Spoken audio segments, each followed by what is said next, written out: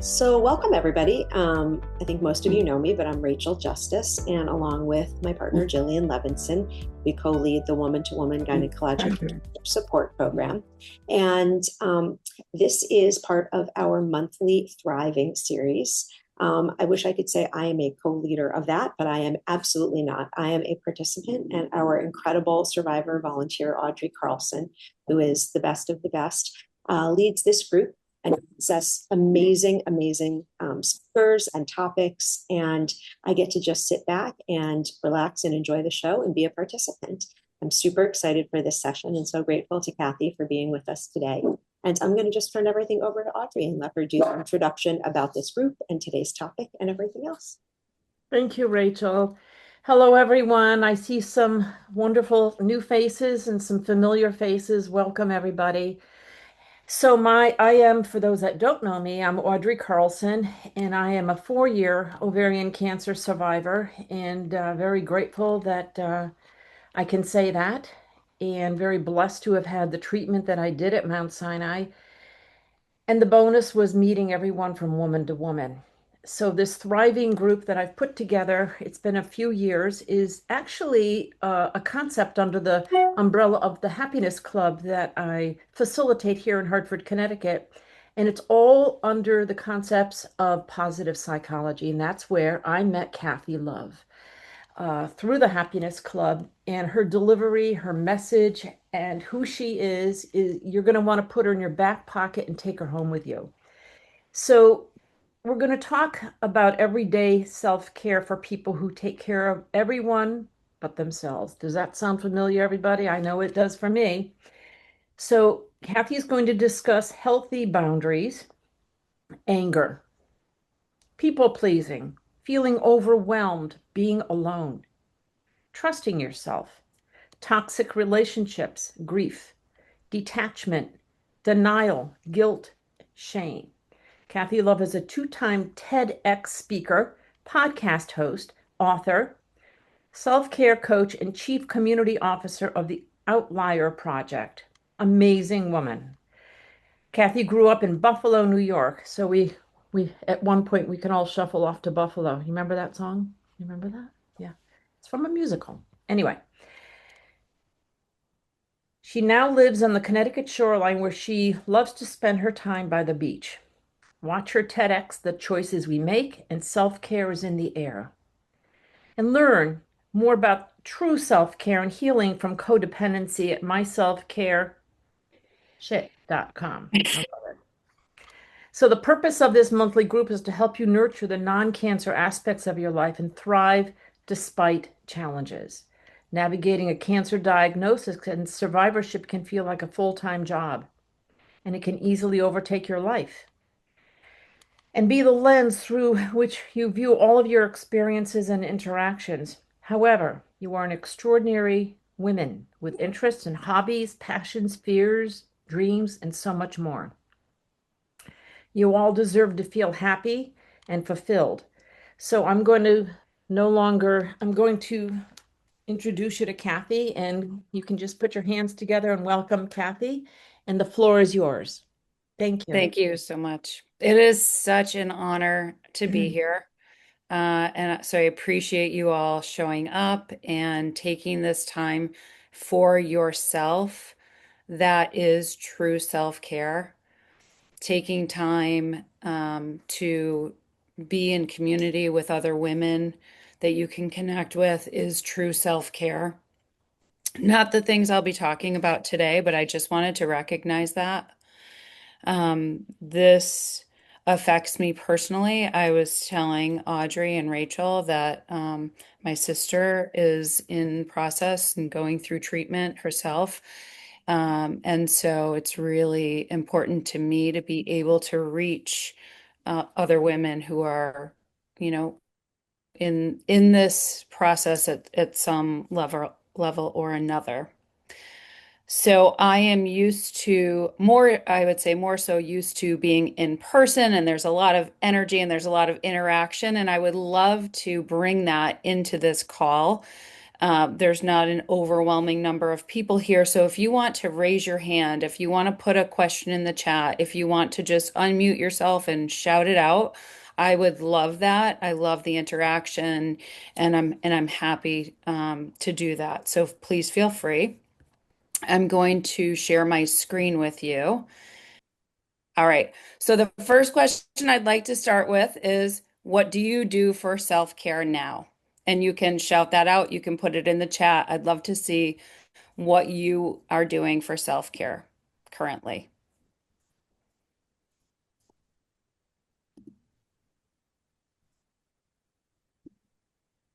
I'm trying to get more sleep.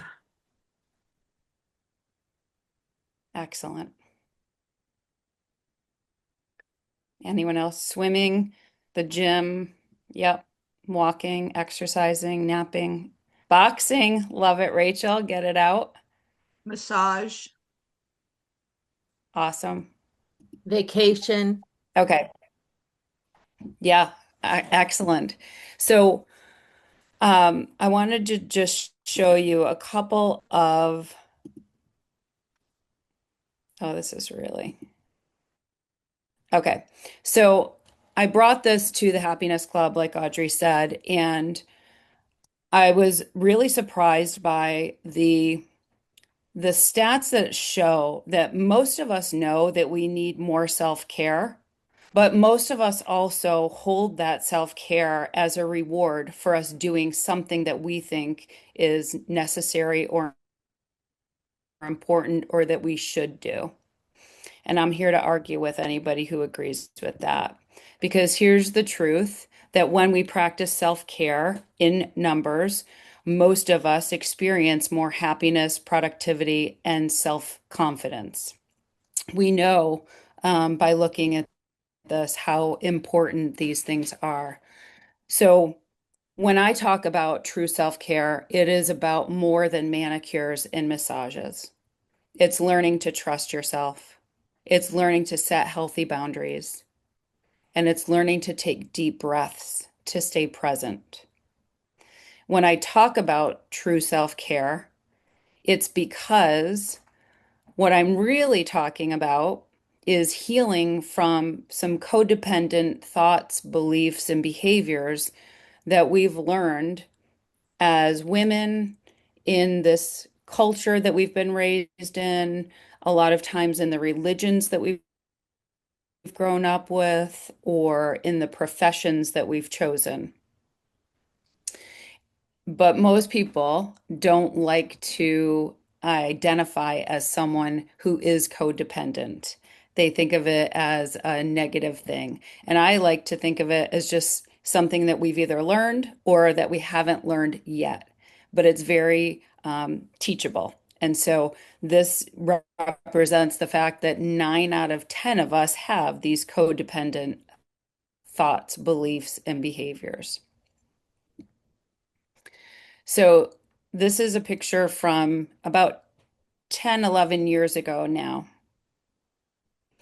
I was on the time I was living in Kathy, I'm Connecticut, and so quite, sorry to you know, interrupt, Kathy. I don't think your slides are necessarily okay. Okay, now there's just a big lag uh from your slides. And there's a big lag. yes, there's a big lag from your slides, and also we sort of see you in two places. All right, we're going to stop with the slides. Okay. I'll just talk and we'll just start. We'll see how that goes. You want to send We me don't, if you want to I've send me had to do this without slides before. Kathy, if you want to send me, if you want to email me your Yeah, slides, I or can if do you that. want to, is there a link in your is there a link you can put it in the chat and then I can run the slides for you?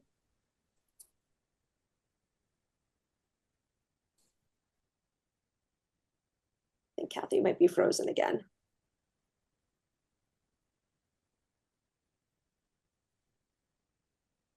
See what happens there. Sorry everyone for the Yeah, okay, you're unfrozen now. Okay, you were frozen now. I am. Yes, I just put the link in there. Okay, got it. So hold on, let me.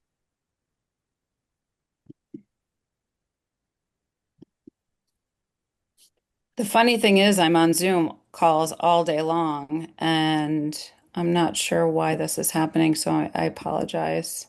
Okay, let me hear. But Let it, me see if it works if for me to run the slides for you. Um, I you everyone. I am working from home here, so I don't know what you're going to see when I put this up in my. I don't know. You might see weird stuff from my other phone. So Well, thank you for trying. Hey, technology is a lot of it's out of our hands, and we do the best we can. And guess what? It's going to be good enough. And thank can you. everybody see that? Don't give it a second thought. Everyone can see that? Yes. Okay. okay, So you perfect. just tell me where you want me to go, and I think this might be the best way to do it. Yep, So you just can say go. slide, and I Yes, will. go ahead. Next slide. Yep, you can keep going. Yes. Okay, one more. Okay. One more past this. No, the first one. Back where you just were. That's a little not easy. Did anyone know how to? I don't know how to move back. Okay, perfect. Okay, great. Okay. So the point of this is to tell you that 10 years ago, I had this magical little life here in Connecticut, near Audrey, on the shoreline in Connecticut. Three great kids, the house, the two cars, and I was on this stage 2 weeks after my now ex-husband went to prison. When that happened, it left me completely responsible for our emotional, financial, everything, well-being. And with three kids that were from 8 to 12, the emotional toll that it took on us at that point was very heavy. We lost everything financially, our house, our cars, all of our retirement savings. We also lost our community. We made a decision to move from Connecticut back to Buffalo because that's where my family was. It's where I'd grown up. And and that was a good idea for that reason, but at the same time, we lost the community that I had worked really hard to build. Our My kids were involved in sports and athletics. I was the PTA president, and not having those people around me was really one of the hardest things. And that's why I applauded you for coming to this call at the beginning because community is so important. You can move on to the next slide. I forgot it wasn't me. I was hitting buttons over here. So at that time, people would come up to me and tell me how strong I was. And I was really strong. I could just keep taking these hits and things that kept happening, and I could get back up and do what I needed to do every day. But inside, I was falling apart. I was drinking too much. I was in unhealthy relationships. I was distracted. I was distracting myself with work. I was always finding a networking meeting to go to just to be out of the house with an excuse, and there were always free drinks there. And so it was a very unhealthy way of going through it, but it was the only way I knew. And I have since forgiven myself. I can look back and completely understand where I was and what I knew at that time and have a real compassion and understanding for that. So, what happened was I started noticing on social media some posts, and they were talking about codependency, people pleasing, not having healthy boundaries. And it started to sound really familiar. So I did some research and I bought every book there was on healing from codependency. And I would read the first three chapters and they would list off all of these behaviors or beliefs that you might have. And I could identify with every single one of them. But by the fourth chapter, when I was like, okay, tell me how to fix this, it would say the solution, you're not broken. There's no need to fix you. You're not broken. This isn't a diagnosis. This is just something to learn. And the best practice that you can adopt to start making some changes in your life with the relationship that you have with yourself and everything else is to start practicing self-care. The problem was I had been caring for my kids and my job and my husband and all Mm. of the other things except for me. And so I didn't know what true self-care meant. I couldn't afford to go for a manicure or a massage. I didn't have the time. I didn't have the money. So I needed real, practical, easy, and hopefully free self-care practices. So I literally Googled, how do you self-care? I had no idea what that was. And the results would always come back and say, do more of the things that you like to do. But I had no idea what I liked to do. I knew what my kids liked. I knew what everybody else liked but myself. I wasn't paying attention there. So it said, if you don't know what you like, that's okay. Just spend more time by yourself, connecting to yourself. But that was actually the worst. It was the worst thing anybody could ever suggest to me. It was the last thing on earth I would ever want to do was spend time alone with myself. Because in those moments, I could actually feel the stress, the pain, the grief, and I didn't want to. I didn't think I could handle it. And I had this idea that I could handle one thing and get back up. I could handle the next. But I always had this fear that there was one more thing that would happen that would just take me out, that I would just drop from all of it. Rachel, could you go to the next slide, please? Thank you. That was just a little funny about the massage. Okay, you can go to the next one. All right. So in my studies, in my practices, I learned a lot about the power of our breath. And in I became certified in meditation and mindfulness. And in that course, there was a doctor who came in and he hooked up a woman to a machine that could monitor her heartbeat. And we could see it on the screen. And after a couple of minutes of her just sitting there, and this woman looked completely relaxed and just, sitting there as part of the group like everybody else was. But the story on the screen was very different. Her heartbeat was irregular. There were all of these um, irregularities that just didn't make sense. Later, I found out that this woman had just found out that her husband had been cheating on her. And she showed up to the class because she thought meditating and mindfulness was a great idea. But it was a great example to see how calm and collected she was on the outside. And how many times do we do that? Where we show up and we present like everything is okay. But again, on the inside, her heart was showing the truth.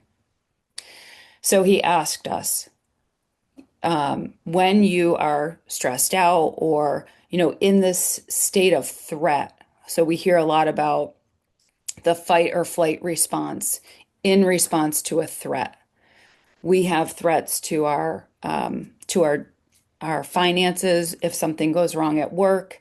Our finances, if there's a threat to that, that's a threat to us being able to take care of our families and feed ourselves.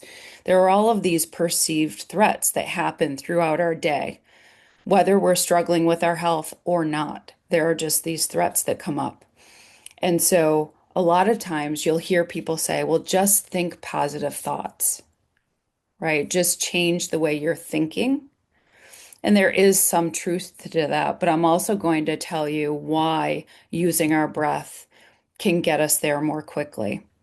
So, biologically, when we're in that state of fight or flight, our breath will shorten If you think about when you're trying to run, literally run from a situation, you are looking straight ahead for the exit. You are mouth open, trying to get all of the oxygen in so that you can carry your body forward. This is not a time where you can think about positive thoughts. So the only thing you're thinking is, I'm either going to be eaten, right? Like I'm either going to not make it through this, or I'm just going to go as fast as I can to the end. So when we take this breath, when we use our breath, it brings us our physiology down into a relaxed state where now we can start to think positive thoughts. We can think about options. We can start to believe that things are going to work out for us. And he did an exercise with us, which I'm not even going to pretend to do. I have this great little video in here, but we're not going to tempt fate. But I would like you to just do this exercise with me for a minute. We're going to use our noses only for breathing because that is a cue to our body that we are now safe. We don't have our mouth gaping open trying to catch air because we're in that fight or flight. We're breathing in and out through our nose only, which already signals to our body that we're okay. And we're going to inhale on a count of five and exhale for a count of five. So this is very much about getting your breath to be even, not as much about the number. So sometimes if I'm stressed or if I'm talking fast like this, if I go to do this, it'll be 1, 2, 3, 4, 5, 1, 2, 3, 4, 5. And I might do that a few times until I start to calm down, and then I can extend it out. 1, 2, 3, 4, 5, 1, 2, 3, 4, 5. So just for a minute, if you'd all just, you can close your eyes, you can keep them open, whatever is comfortable for you. And we'll take a deep breath and an exhale just to get ourselves settled. And then I'd invite you to just on your own count, breathe in for a count of five through your nose and out through a count of five through your nose.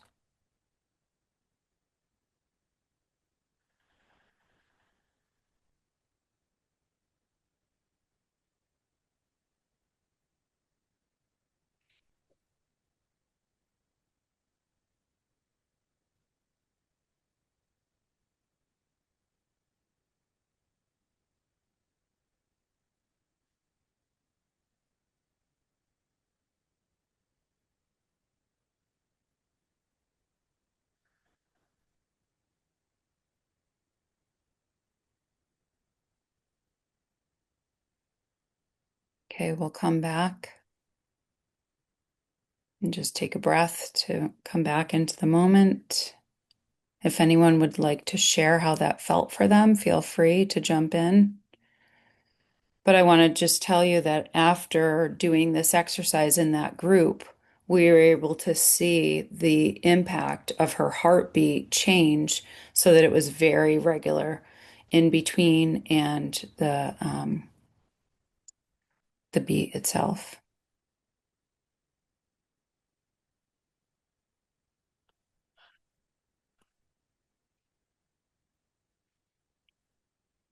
Okay, you can move on to the next one, Rachel. This is the video. We're going to skip over that one. I have a 2-minute video on YouTube. Yep, you can click through that one too. I have a 2-minute video on YouTube that I can share the link with you that will take you through that exercise, and you can follow the hearts as they increase. And yeah, exactly.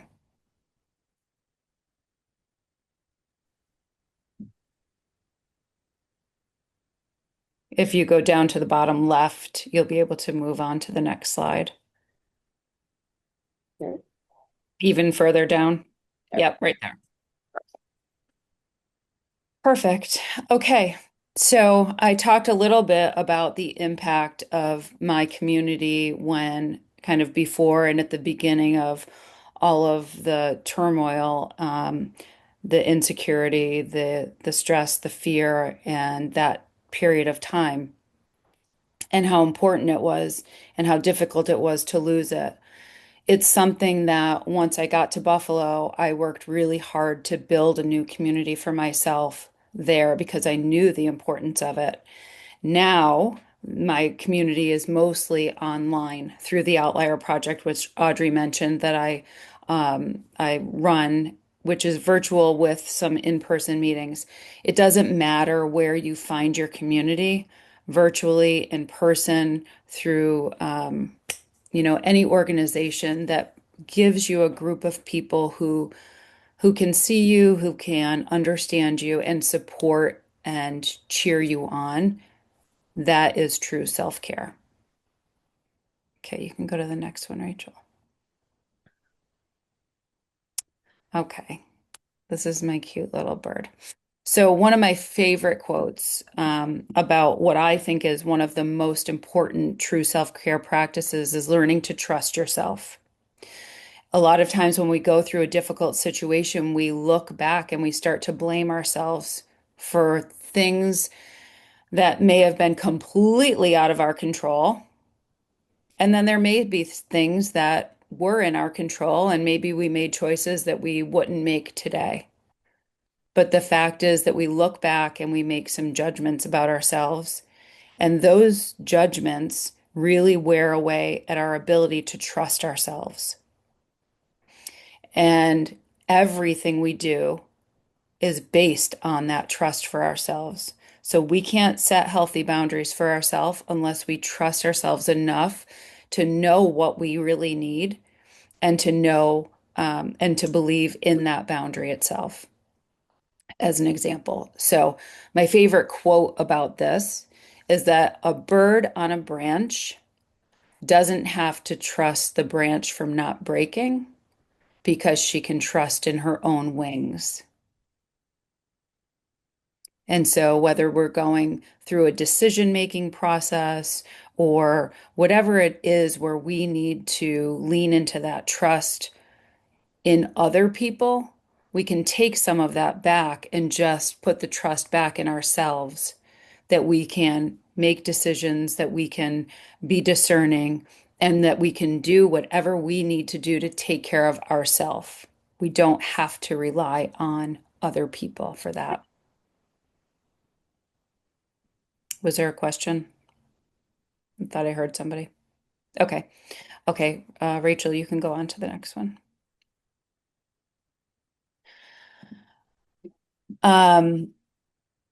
Like I said about trusting yourself, this is where it comes in to set healthy boundaries for ourselves. And the reason I have this image here is because the example I often give for setting healthy boundaries that's simple for people to understand is something about receiving phone calls, especially for work. Nowadays, people will call us, email us, text us 24/7. And so setting a healthy boundary, an example of that might be to say to someone, I'm not taking calls after 7 p.m. So they can call you every single day after 7 p.m. They can call you 100 times after 7 p.m. The thing about true boundaries, setting healthy boundaries, is that we are the ones who are responsible for enforcing the boundary. Just because we've told them doesn't mean anything. We cannot control other people's behaviors, but we can certainly make the decision to not answer the phone, like we've said. And the more we stick to what we say we're going to do, the more people will believe us. And just the opposite. So if we started answering the phone because we're curious or we're nosy or, we just want to be involved, then we're also teaching them that we are not going to stick with that boundary. So the first thing we do is we figure out where we need healthy boundaries by looking at the places where we're so frustrated and fed up in our life, where we're saying, I can't do this anymore. Why do they keep asking me? Don't they know I can't, they're taking advantage. All of these signs that we've taken on too much. And again, women in our society are used to being trained to just keep taking on and taking over for other people, taking on what's not necessarily ours to have. So that is why healthy boundaries is true self-care. And then you can go to the next one. Thank you, Felicia. Bye, Felicia. Thank you. Be well. Okay. The this is blurred out intentionally. This is a couple of pages of me writing down all the reasons why I hated myself, why I was the absolute worst human being on the planet. Terrible mother, terrible at work, terrible friend, terrible sister.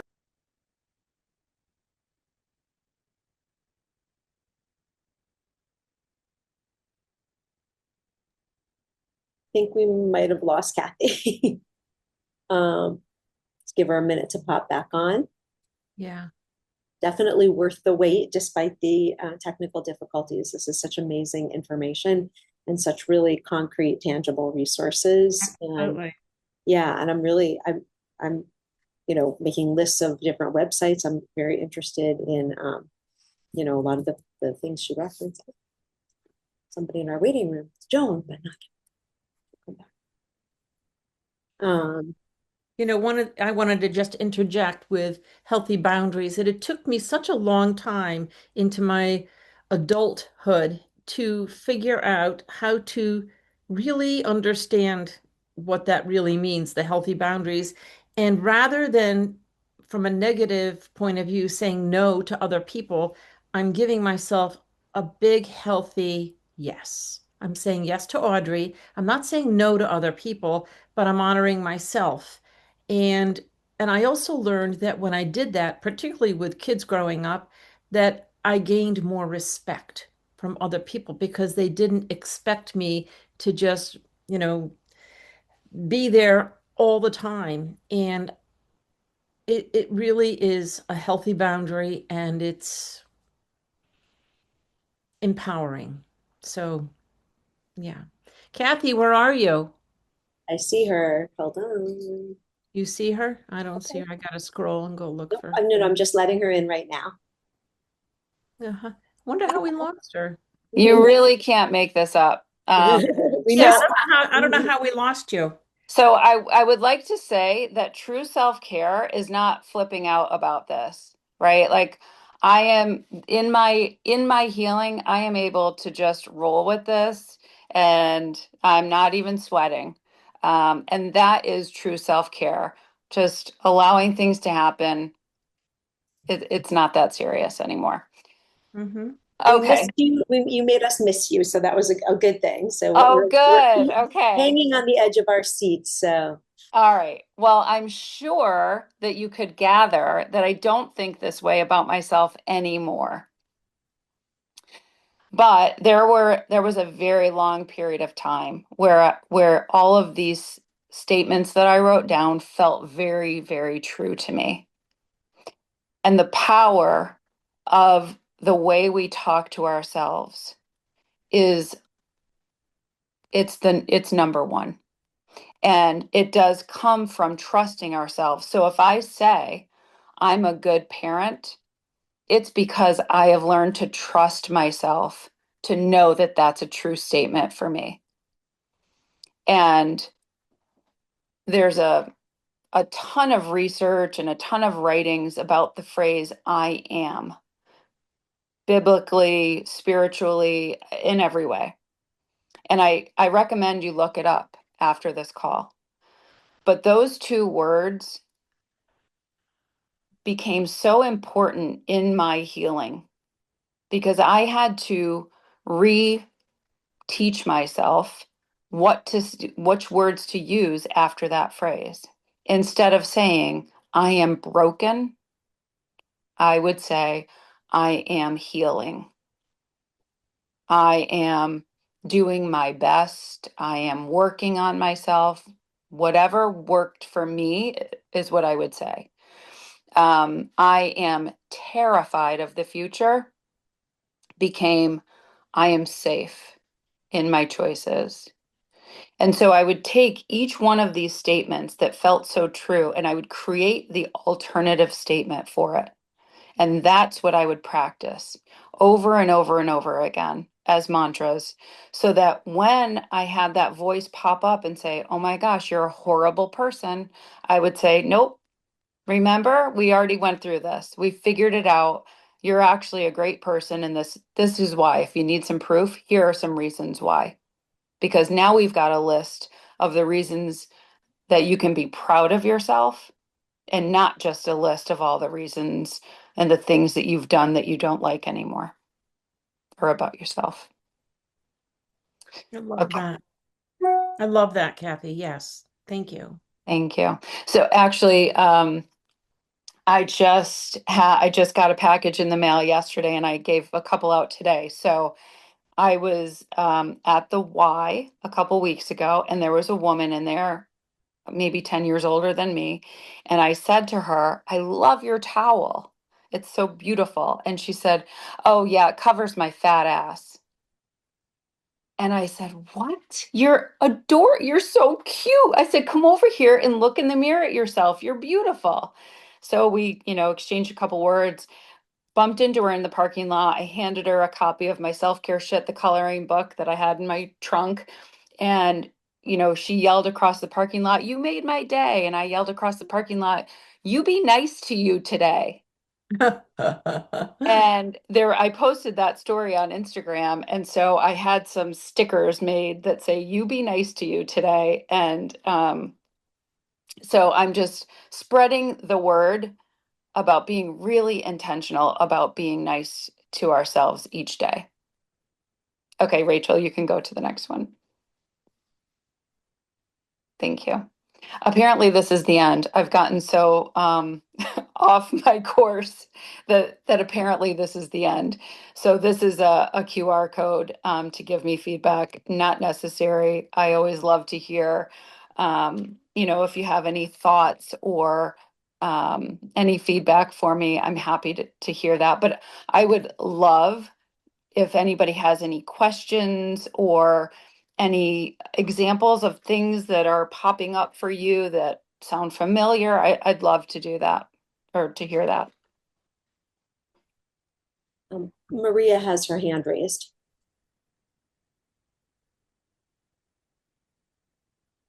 So Maria, if you want to unmute and talk. Hi, Maria. Oh my goodness. The technical difficulties are running in the family today. I'm Kathy's sister. Hi. This is my sister. I'm so glad that she's here. I'm so glad that she took the self-care time today to join this group and to see all of you women here together. Yeah, thank you for having me. I do have a question for you about the replacing negative thoughts about yourself with positive ones.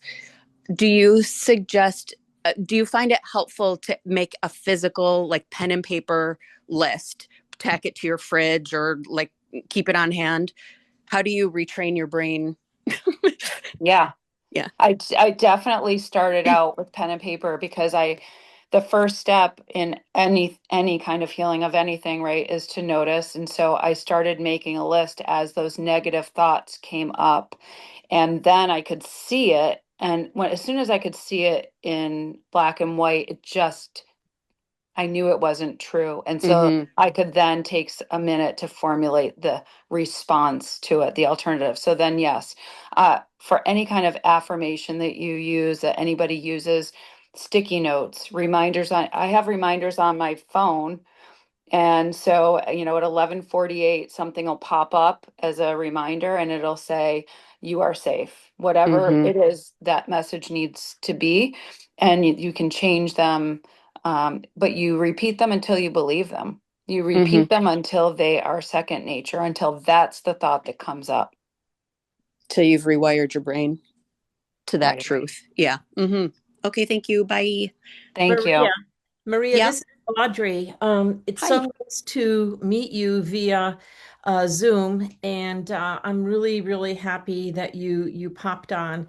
One thing I want to just share, if I may, I've learned to do my darndest to use the word and instead of Hmm. the word but, because it has a negative connotation.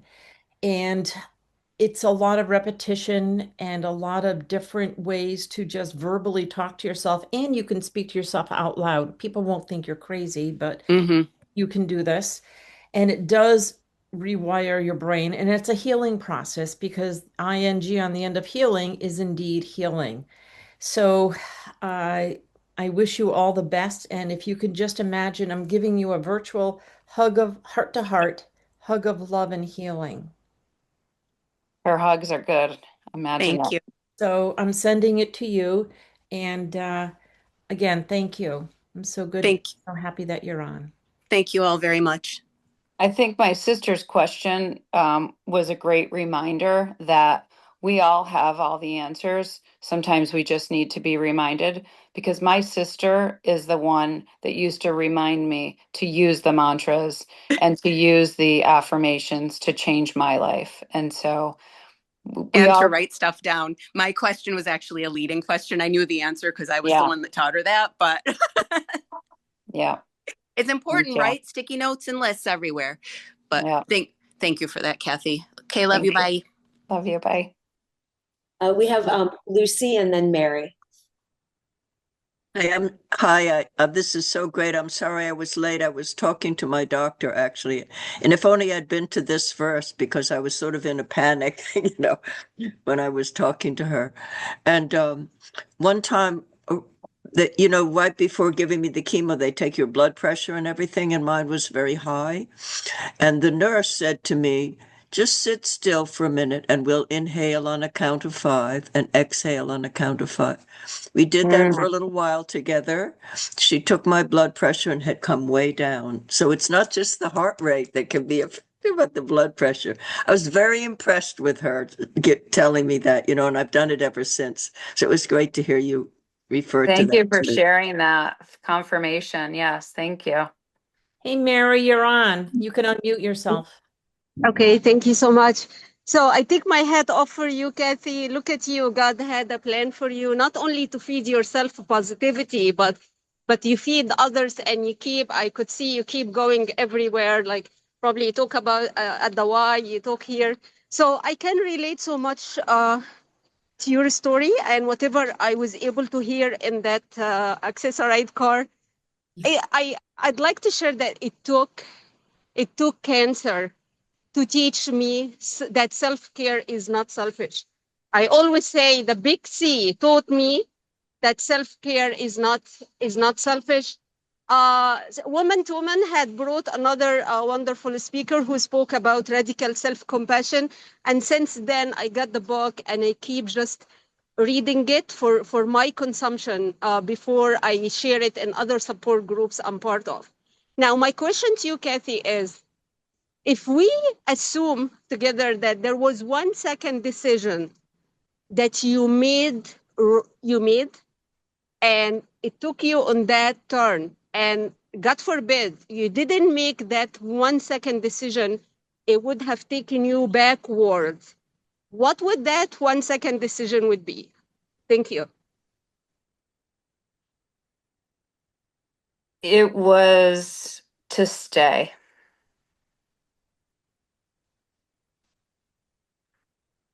It was to not give up.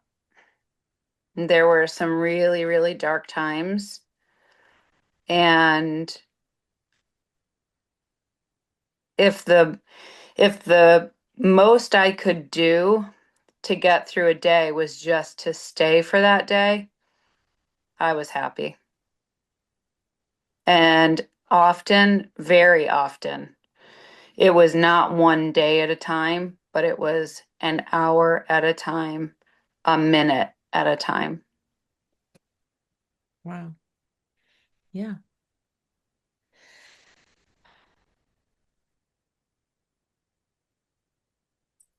Hey, can you just tell us, you mentioned the Outlier Project. Could you just tell us what that is?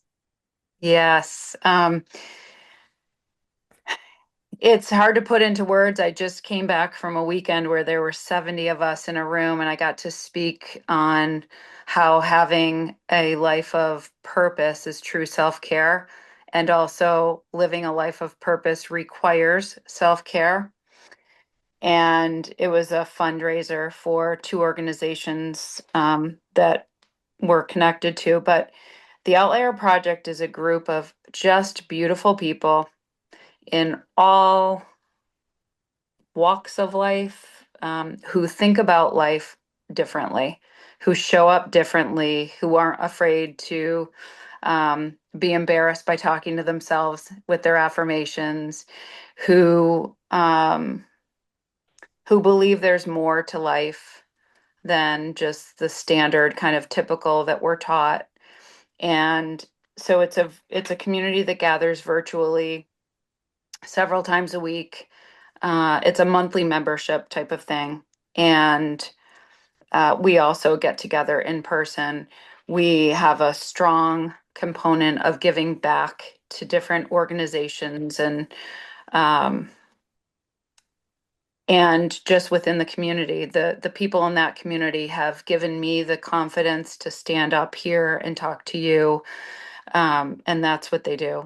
We build each other up, we support each other, we are honest with each other, we have real honest conversations. There's no ego, there's no facades. It's just real people. Thank you. Yeah. And it looks like Janet's hand is up and then Mary's hand is up again. Yeah, I just wanted to say that, I admire what you do now. And I feel like part of self-help and self-compassion is also helping other people because that actually makes you feel good. And I know I live that way. I had cancer almost 14 years ago, and I volunteer and I help others in my job. And I feel like what you do is it just helps you too. Like besides doing all the things like exercising and, healthy things, it's healthy for your mind, what you're doing. And I really, I appreciate it. I'm sure we all do. Thank you. You're absolutely right. Because I could have stayed on the side of focusing on all the things that happened to me, but it's so much more fun to focus on all the healing and the great things and the great changes and the way it's expanded my life in so many good ways. Definitely. And you're doing a great job. Thanks, Janet. And thank God that you're here after 14 years. God bless. Yeah. Thank you. You know, the Outlier Project, the group that you belong to, it's very unusual for a group to, when you, some key words that stuck out for me, you can be honest. You can be transparent with your vulnerabilities and know you're not being judged. There's no expectations. You are understood, you're being seen, and you're working together to basically increase more meaning and purpose in your lives, helping others. I can't think of a better way to move forward in anyone's life, frankly. And God bless you. And I am so happy that you're here with us today. Thank you. Thank you. It's funny because at this event in New York, there was someone who's not a member who was there. And at the end of the night, he said, that is the only event I've ever gone to where people didn't want to know, what do I do for a living? They just wanted to meet him and get to know him, not Nice. for what he does. Yeah. Yeah. Yeah. Yeah. I think Mary's hand is up. Yes, this question is for Audrey and with permission from Rachel. Is there a way we can, or some of us can join the Happiness Project virtually? Of course. So it's actually called the Happiness Club. There's 1,000 happiness clubs globally. Mine is called the Hartford Happiness Club. We meet the monthly.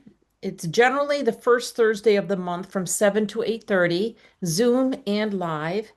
However, this Thursday, we're acknowledging and observing and celebrating Passover. So the Happiness Club will resume next Thursday, April 9th at 7.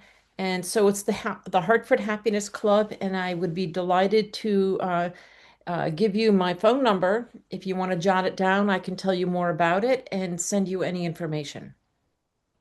Yes, please. I am ready. Okay, 860 It's okay, Audrey. I'll put it in the chat for anyone else. Oh, thank you, 860. thank you, Okay. thank you. So again, thank you, Mary. Yes, it's open to all. We just say it again. It's 860. I'll just type it in. 841-5894. Are there any other questions for Kathy for today? Thank you so much for having me here today, Audrey, and thank you for Thank you. all of your understanding with the technology issues and You I know guess what they my say. one question, sorry, I guess that I would say, Kathy, I mean, you've been through such an extraordinary journey yourself, and I think it just, shows how life is just characterized by so many ups and downs, and again, how much is not in your control, and really what you can control is kind of your reaction and your actions. And I think that's especially um, a message that really resonates with this population, where a diagnosis of cancer is completely out of everyone's control. So, what would you say for people who ask you, kind of, what is your main takeaway? You're talking about mantras, you're talking, but what is your biggest takeaway from the work that you do? it's the breath, using your breath to stay present, especially when you're dealing with health issues. There's so much unknown, and there are so many different futures, right? There's so many different ways this could go. But to stay present and just focus on this moment is really crucial. But in every situation, not just in the health, but I would say the breath, using your breath to keep your nervous system regulated is healthy for your body and your mind.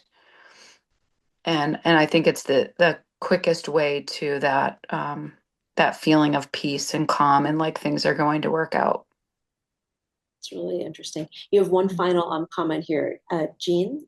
Hi, Jean. You just have to unmute yourself. Yes. Yeah. I wanted to thank you for your example of self-care. I would never in 1,000 years have associated self-care with the way you handled the glitches with the technology. I wouldn't have known what to call that, but to define that in that way, I found very powerful, and I appreciate that. You're welcome. It's that calm in the chaos, right? I didn't do it on purpose.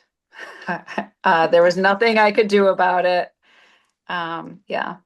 And just staying present, like it's okay.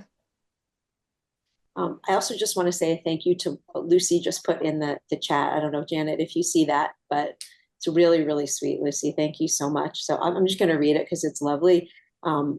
Janet is Lucy's peer mentor, and she said, Janet helps me a lot. An example of how helping others, which helps her, also helps the recipients. Oh, beautiful.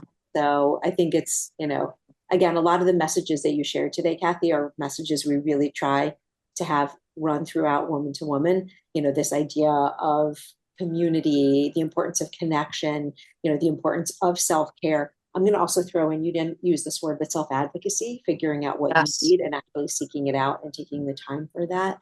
Yes. I'm also going to say self-empowerment, too, arming yourself with resources. And also, again, just really the importance of being part of a supportive community. And to echo what Lucy said, the benefits go both ways. We're kind of the giver and the receiver, although those roles are often very interchangeable. So thank you so much. Yeah, feel free to share my website as well. My TED Talks are on there if anybody wants to see them. They're 10 years apart from each other, so very different. The first one is me being really strong, and the second one is about being really healthy. Wow. Thank you. It's for anyone in the blasts that we were sending out, your website was actually in that. For anyone who came on this today should have your name and the link to your website separate from Kathy, this. thank you so much for being a part of what we love. And We all came away with more takeaways, and you can never hear it enough. And if again, we love you, thank you, and I want to wish everyone a beautiful Passover and Easter holiday, and be healthy and be well. And Kathy, your sister's welcome anytime. Thank you. I Anytime. shared that with her. Thank you so much. Thank you so much. Thank you, everybody. Thank Huge you, thank you, everybody. Kathy, for being with us today. And as always, to Audrey for getting the most wonderful, special, relevant speakers. So thank you. My Thank you. This was pleasure. an My absolute pleasure. treat. So Thank Thank you. Thank you. you. be well. Happy holidays. Okay, Bye. bye. Happy holidays.